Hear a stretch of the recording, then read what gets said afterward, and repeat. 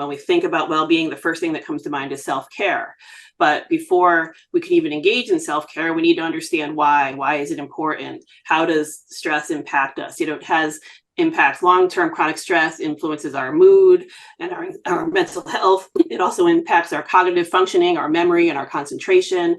And there are also health consequences. It can, over time, long-term stress affects your immune system. So you're more susceptible to viral infections, bacterial infections, and then some serious health issues, such as autoimmune disorders, cardiovascular disease, cancers. There are lots of health issues. So there are reasons on the health level why you need to pay attention.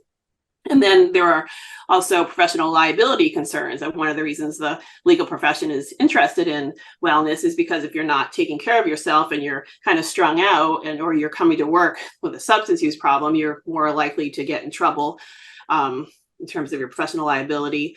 And then there are insurance costs. If you run a firm and people are not, if they're stressed out and it's coming out through their physical health, and your insurance costs may also be higher if people are not healthy. So there are a lot of reasons why you want to pay attention to it. So that part of the idea is, why do I care?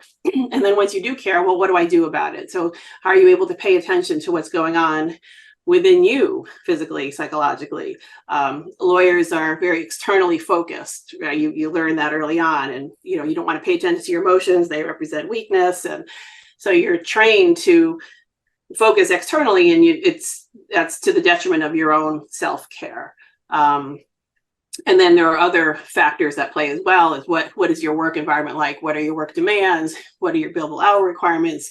How do people treat each other at work? If you're a young associate, do you get any mentoring? Do you feel safe raising issues, asking questions? Do you get feedback?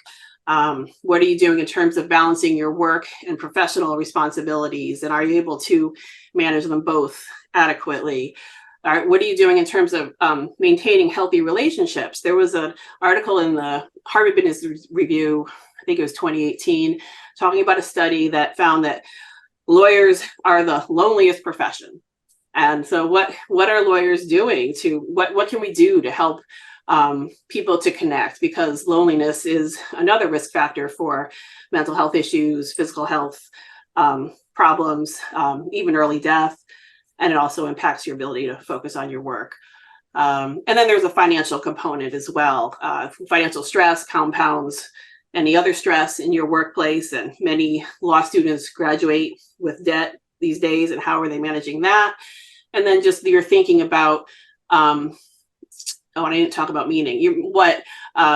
Finances, is your goal just to make as much money as you can to the exclusion of all else, to exclusion of meaning in your life, to the exclusion of relationships, to the exclusion of a healthy work environment? Where does that come into play?